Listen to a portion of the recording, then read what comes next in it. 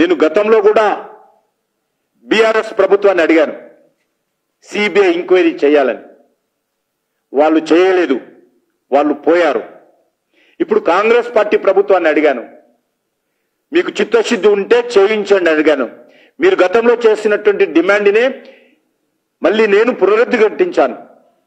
ఇది కొత్త డిమాండ్ కాదు, రేవంత్ రెడ్డి గారు చేసిన డిమాండే. దానికి నా పైన వ్యక్తిగతమైనటువంటి దూషణలకు దిగుతున్నారు. ఈ రకమైనటువంటి అహంకారము బీఆర్ఎస్ పార్టీకి చాలా రోజులు పట్టింది, కానీ వీళ్ళకు నెల రోజులు కూడా పట్టలే. నేను ఒక నిర్మాణాత్మకమైనటువంటి సూచన చేశాను. ప్రాజెక్టు గురించి చెప్పా, ప్రాజెక్టులో పొరపాట్ల గురించి చెప్పారు, ప్రాజెక్టులో ఏ రకంగా దుర్వినియోగం జరిగిందో చెప్పా, ప్రాజెక్టులో ఏ రకంగా ఇంజనీరింగ్ ఫెయిల్యూర్ అయిందో చెప్పా, ఏ రకంగా ప్రజాధనం దుర్వినియోగం అయిందో చెప్పి దానిపైన ఎంక్వైరీ చేయాల్సిన అవసరం ఉంది, ఇది పెద్ద స్కాము అని ఒక నిర్మాణాత్మకమైనటువంటి సలహా మీరు గతంలో చెప్పినటువంటి మాటని నేను పునరుద్ధరిస్తుంటే అహంకారంతో ఈరోజు కాంగ్రెస్ పార్టీ నాయకులు వ్యక్తిగతమైన దాడులకు దిగుతున్నారు. మీరు సిబిఐ ఎంక్వైరీ వద్దంటే, లేక జ్యుడిషియల్ ఎంక్వైరీ పేరుతో కాలాపన చేసి కేసీఆర్ రక్షించాలనుకుంటే నేనేం చేయలేను దానికి. ఆ రోజు కానీ ఈ రోజు కానీ భారతీయ జనతా పార్టీ ఏ రోజు కూడా మేము బీఆర్ఎస్ పార్టీతో లేదు.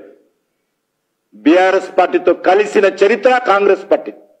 ఇదే ఉత్తమ్ కుమార్ రెడ్డి గారు ఆ రోజు బీఆర్ఎస్ పార్టీ కలిసినటువంటి మంత్రివర్గంలో ఉన్నాడు. ఆయన బీఆర్ఎస్ తో పొత్తు పెట్టుకుంది మీరు, బీఆర్ఎస్ తో అధికారం పంచుకుంది మీరు, బీఆర్ఎస్ పార్టీని మెర్జీ చేసుకుందామన్నది మీరు. ఈరోజు భారతీయ జనతా పార్టీ ఏ రోజు కూడా మేము బీఆర్ఎస్ తోటి లేము. బీఆర్ఎస్ నాయకుడు మీ పార్టీలో పుట్టాడు,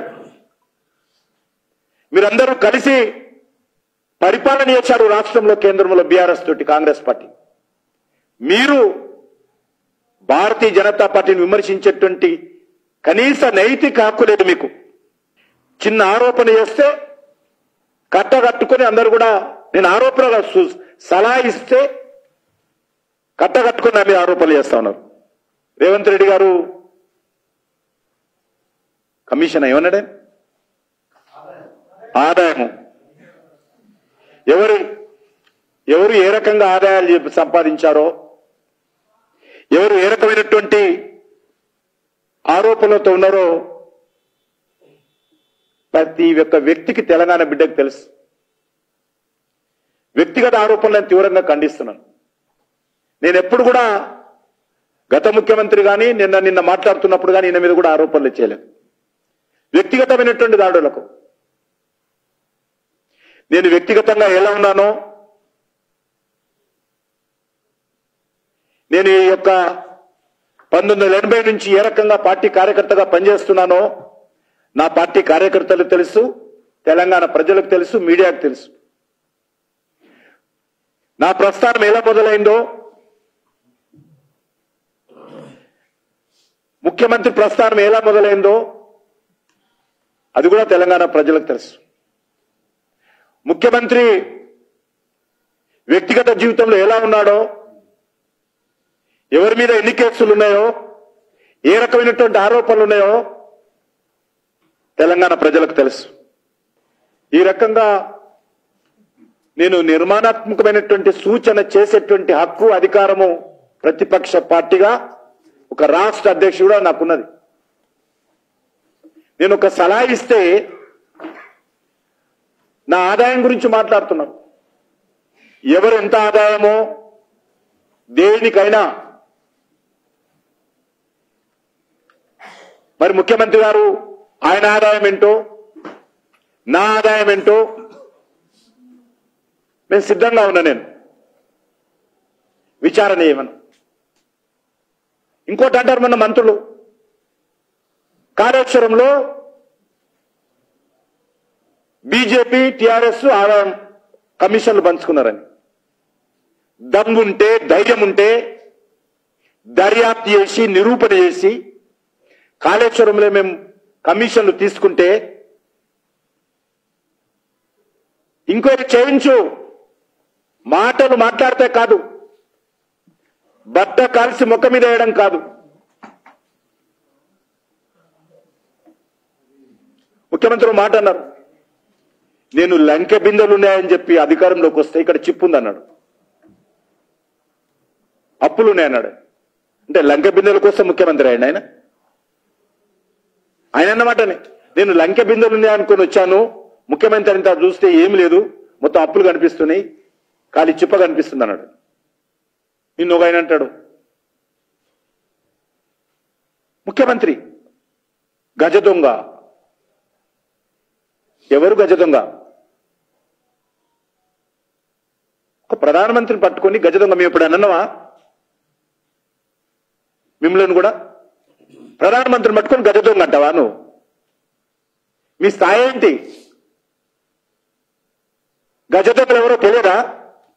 12 లక్షల కోట్ల రూపాయలు దోపిడీ చేసింది మీ సోనియా గాంధీ గారి నాయకత్వంలో యూపీఏ ప్రభుత్వం కాదా? కామన్వెల్త్ కుంభకోణంలో దోచింది మీ గజ దొంగ మీ ప్రభుత్వం కాదా? బొక్కు కుంభకోణంలో దోచుకున్నది మీ గజ దొంగ ప్రభుత్వం కాదా? 2G ప్రకటనలో దోచుకున్నది మీ గజ దొంగ ప్రభుత్వం కాదా? మీ సోనియా గాంధీ నాయకత్వం కాదా? నేషనల్ హెరాల్డ్ కేసులో ప్రభుత్వ ధనాన్ని దోచుకున్నది మీ సోనియా గాంధీ నాయకత్వంలో ఉన్నటువంటి గజ దొంగ పార్టీ కాదా? గజ దొంగల పాలిటి యముడు నరేంద్ర మోడీ గారు, గుర్తుపెట్టుకోవాలి. మేము గజ దొంగలం కాదు, గజ దొంగల పాలిటి యముండు నరేంద్ర మోడీ. ఒక్కొక్కరిని ఎవరిని వదలము. మేము ప్రతిజ్ఞ తీసుకున్న మా ఎజెండాలో రెండు, ఒకటి కుటుంబ పార్టీలకు, 2 అవినీతి పార్టీలకు. ఖచ్చితంగా చివరి వరకు, చివరి శ్వాస ఉన్నంత వరకు మేము పోరాటం చేస్తాం తప్ప వదిలే ప్రసక్తి లేదని మనం చేస్తా ఉన్నాను. నేను ఒకటే అడుగుతా ఉన్నాను, మేము ఫార్మా సిటీ ఎత్తేస్తా అని చెప్పావు కదా, మరి 15 రోజులలో ఫార్మా సిటీ ఎందుకు మళ్ళీ ఉంటుందని చెప్పాడో చెప్పాలన్నా.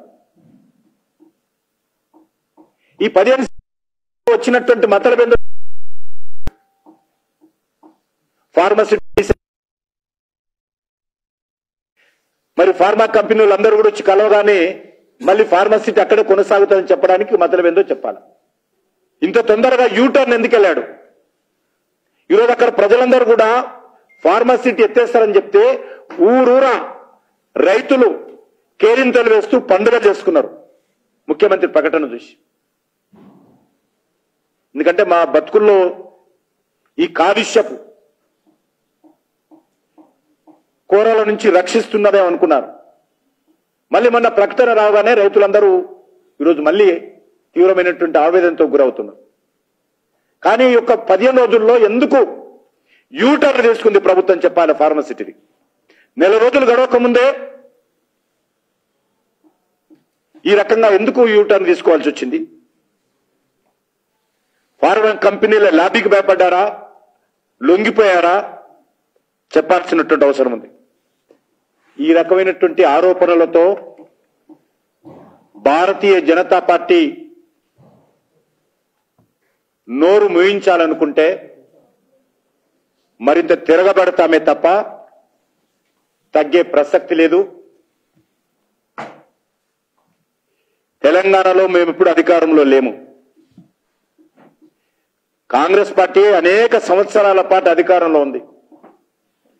అవినీతికి పాల్పడింది, అక్రమాలకు పాల్పడింది, దుర్మార్గం చేసింది, ప్రజలను దోపిడీ చేసింది, ప్రజలను మోసం చేసింది. ఏదైనా ఉంది అంటే అది కాంగ్రెస్ పార్టీ. దొంగ గాని గజ దొంగ గాని తెలంగాణలో కాంగ్రెస్ పార్టీ, బీఆర్ఎస్ పార్టీ. వారిద్దరూ తోడు దొంగలు, వారిద్దరూ గజ దొంగలు. వాళ్ళు కావచ్చు, మీరు కలిసి పరిపాలన చేశారు. మేము దొంగలము కాము, గజ దొంగలం కాము, మేము మీ పాలిట యముండ్లమని చెప్పి మనం చేస్తా ఉన్నాం.